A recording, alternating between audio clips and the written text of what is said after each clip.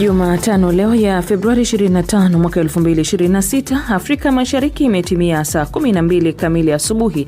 Afrika ya Kati na baadhi ya maeneo ya maziwa makuu ni saa 11 asubuhi. Hujambo msikilizaji, mimi ni Skola Kisanga na karibu katika Amka na BBC.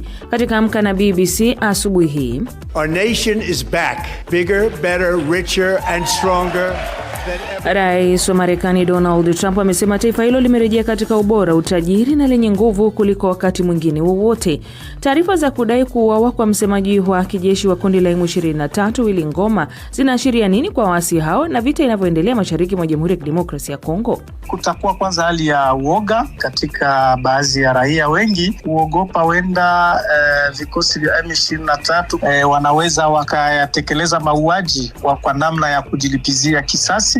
Na tunaangazia kuhusu dawa ya Lenacapavir iliyoanza kusambaza nchini Kenya na namna itakavyosaidia kupambana kuzuia maambukizi ya virusi vya ukimwi. Lenacapavir unapewa yule mtu mwenye ana virusi ndio siweze kupatwa. Hii dawa si ya kuponya na pia hii dawa sio chanjo. Kwa hivyo si ati kama ukipewa basi utakaipatwa kabisa na ugonjwa wa ukimwi.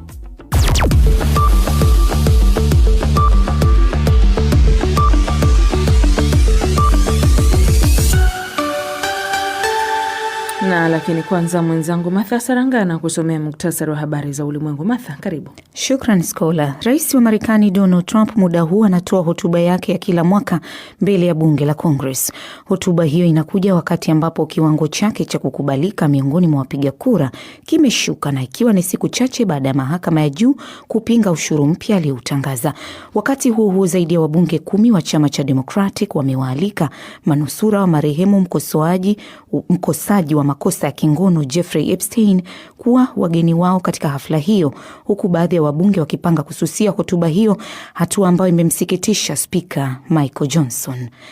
Rais wa Ukraine Volodymyr Zelensky amezishukuru zaidi ya nchi 100 zilizopitisha azimio katika mkutano wa Umoja wa Mataifa likitaka kusitishwa mara moja kwa mapigano na kupatikana kwa amani ya kudumu nchini Ukraine. Esther Luambano na maelezo. Hatua hiyo imekuja katika maadhimisho ya mwaka wa 4 tangu kuanza kwa uvamizi kamili wa Urusi dhidi ya Ukraine. Azimio hilo liliungwa mkono na Katibu Mkuu wa Umoja wa Mataifa Antonio Guterres, ambaye amesema vita hivyo vinaendelea kuwa doa katika dhamira ya pamoja ya jumuiya ya kimataifa. Hata hivyo, Marekani ilikuwa miongoni mwa zaidi ya nchi 50 zilizojizuia kupiga kura. Mwakilishi wa Marekani katika Umoja wa Mataifa, naibu balozi Tammy Bruce, amesema anaunga mkono wito wa kusitishwa kwa mapigano, lakini akaeleza kuwa baadhi ya vipengele vya azimio vinaweza kuvuruga juhudi za kumaliza vita. Awali viongozi wa kundi la nchi 7 akiwemo Rais wa Marekani Donald Trump walitoa tamko la pamoja wakieleza kuunga mkono juhudi za kufikia amani kati ya Ukraine na Urusi. Vikosi vya usalama vya Guinea vinadaiwa kuwashikilia idadi isiyojulikana ya maafisa usalama wa Sierra Leone katika mji wa mpakani wa Keliere uliosulima Chiefdom wilayani Falaba kaskazini mwa nchi hiyo. Haijabainika mara moja chanzo cha tukio hilo, lakini taarifa zinaashiria huenda lilihusiana na juhudi za ujenzi wa kituo cha mpaka katika eneo hilo. Kwa mujibu wa taarifa ya Wizara ya Habari ya Sierra Leone, maafisa wa pamoja wa jeshi na polisi walikuwa wametumwa kujenga kituo cha mpaka pamoja na makazi ya maafisa hao wakati vikosi vya Guinea vilipovuka mpaka na kuwakamata, akiwemo afisa mwandamizi. Silaha na risasi zao pia ziliripotiwa kukamatwa. Na Benki ya Dunia imesema ni 4% tu ya wanawake duniani wanaoishi katika nchi zinazokaribia usawa kamili wa kisheria kati ya wanawake na wanaume. Ripoti mpya ya taasisi hiyo inaonyesha kuwa vikwazo vinavyowazuia wanawake kuchangia kikamilifu katika ukuaji wa uchumi ni vikubwa kuliko ilivyodhaniwa awali. Ripoti hiyo imechunguza masuala ya usalama dhidi ya ukatili, huduma za malezi ya watoto, ulinzi kazini na usalama wa mafao ya uzeeni. Imebainika pia kuwa ingawa wanawake wengi wanaruhusiwa kuanzisha biashara kisheria kama wanaume, ni nusu tu ya nchi zinazotoa fursa sawa ya upatikanaji wa mikopo. Hii ni BBC. Ni mwenzangu Martha Saranga huyu amekusomea muktasari wa habari za ulimwengu. Unasikiliza Amka na BBC kutoka idhaa ya Kiswahili ya BBC, ikikutangazia kupitia redio ya shirika mbalimbali na internet katika bbcswahili.com. Matangazo haya pia yanakujia kupitia ukurasa wetu wa Facebook moja kwa moja. Rambaza tu andika BBC Swahili. Mimi ni Skola Kisanga. Na kama ulivyosikia ni kwamba rais wa Marekani Donald Trump muda huu anaendelea kutoa hotuba yake ya kila mwaka mbele ya bunge la Congress. Katika maneno yake ya mwanzo anasema taifa la Marekani kwa sasa limerejea katika ubora, utajiri na lenye nguvu kuliko wakati mwingine wowote hapo kabla. Hotuba hiyo inakuja wakati ambapo kura za maoni zinaonyesha kushuka kwa kiwango chake cha kukubaliwa miongoni mwa wapiga kura, siku chache baada ya mahakama kuu ya Marekani kupinga hatua za ushuru alizoziweka. Martha Saranga anaarifu zaidi.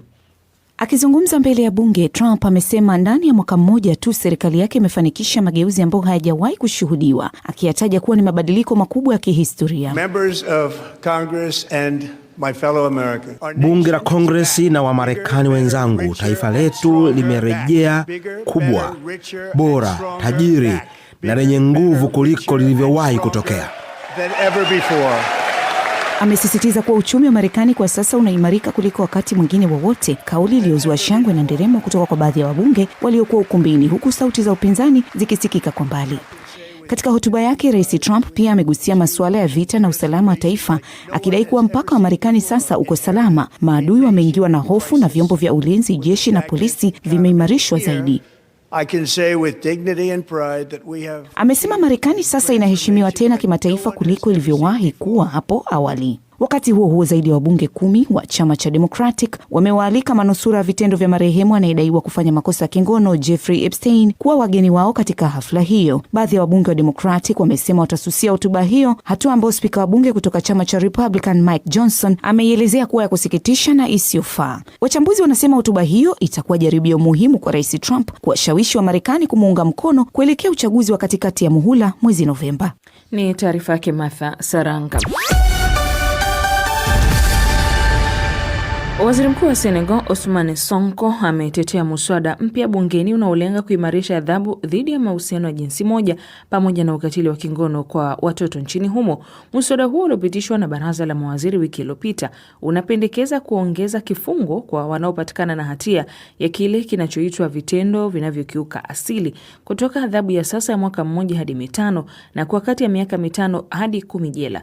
Hii inamaanisha iwapo muswada huo utapitishwa kuwa sheria, adhabu itaongezeka maradufu. Taarifa zaidi na Florian Kaijage. Akizungumza mbele ya wabunge, Sonko amesema mbali na kifungo, wahusika wanaweza pia kutozwa faini ya hadi faranga za CFA milioni 10 sawa na takriban dola za Marekani 17,953. Muswada huo unaweka adhabu ya kifungo cha hadi miaka 7 gerezani kwa watu wanaojihusisha na utetezi au kampeni za haki za LGBTQ.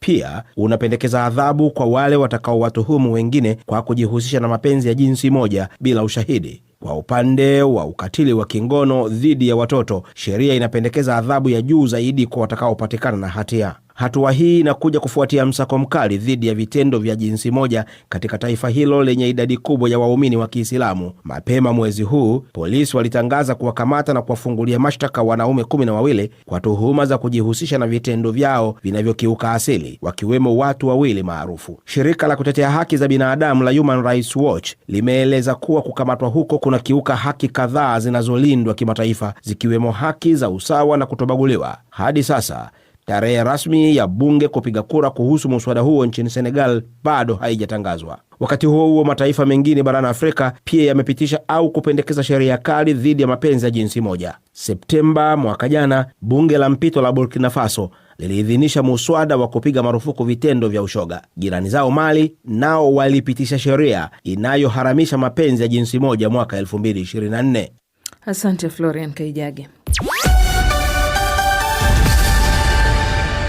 Na taarifa ambazo zipo tangu hapo jana ni kwamba mmoja wa viongozi wa kijeshi wa kundi la waasi la M23 Willy Ngoma ameuawa katika shambulio la ndege zisizokuwa na rubani mashariki mwa Jamhuri ya Kidemokrasia ya Kongo. Ripoti zinasema kuwa shambulizi hilo la anga pia lilijeruhi viongozi kadhaa wa kundi hilo linaloungwa mkono na Rwanda, madai ambayo mara zote Rwanda imekuwa ikikanusha. Serikali ya Kongo haijatoa maoni yoyote na M23 pia hawajathibitisha hadharani kuhusu kifo hicho.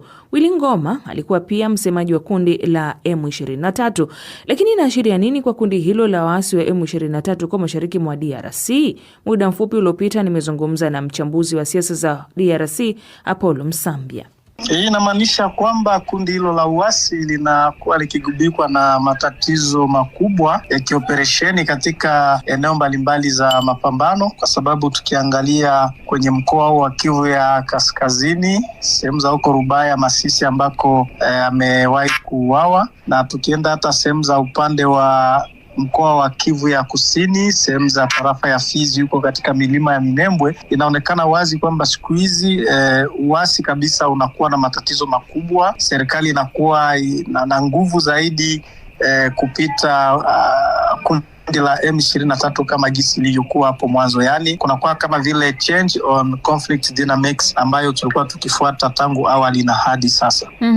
Mpaka sasa labda M23 wameshazungumza lolote kufuatia taarifa hizi ama ripoti za tangu jana za kuuawa kwa msemaji wa M23 ama msemaji wao Willy Ngoma? Hawajasema jambo lolote, isipokuwa tu wanaendelea kulaani na kusema kwamba serikali inakuwa ikikiuka mkataba wa kusitisha kwanza mapambano walioyasaini muda uliopita, bila kusema waziwazi kwamba msemaji wao ameweza kufariki katika shamba la mapigano, ila kuna vyanzo vingi tu ambavyo vinadhibitisha kwamba kweli ameweza kufariki. Hili unadhani Poms lina athari kiasi gani katika vita ambavyo vinaendelea hasa mashariki mwa Kongo, lakini pia na yale maeneo ambayo M23 wanaendelea kuyashikilia? Mimi nadhani kutakuwa kwanza hali ya uoga katika baadhi ya raia wengi. Uoga kwanza ya kuogopa wenda vikosi vya M23 kulingana na kifo hicho wanaweza wakayatekeleza mauaji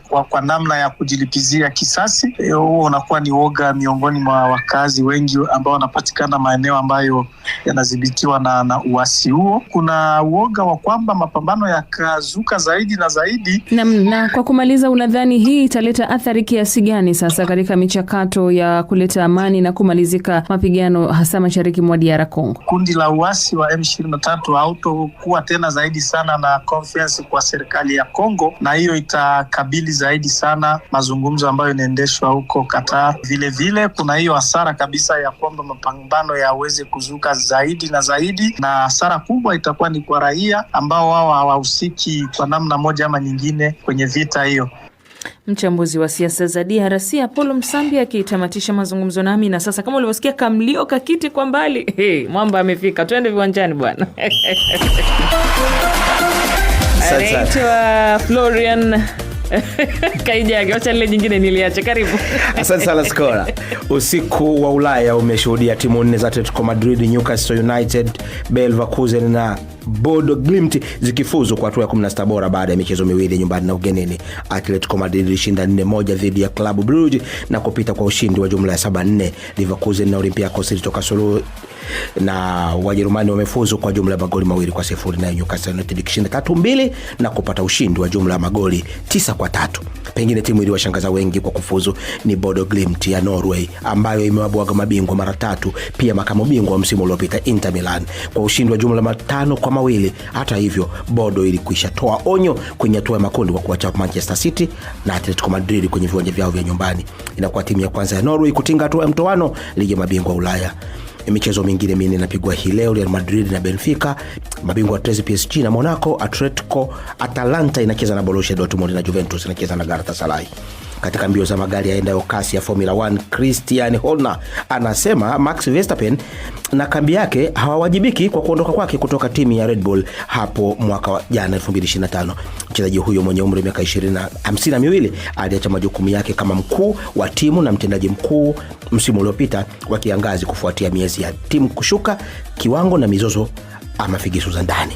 Jos Verstappen ambaye ni baba mzazi wa Max alisema Horner alikuwa amewatenganisha watu kabla ya kuondoka kwake Red Bull, huku wengi wakiwa na maoni kuwa kuondoka kwa Horner ilikuwa ni jaribio la Red Bull kumshawishi Verstappen kusaini mkataba mpya.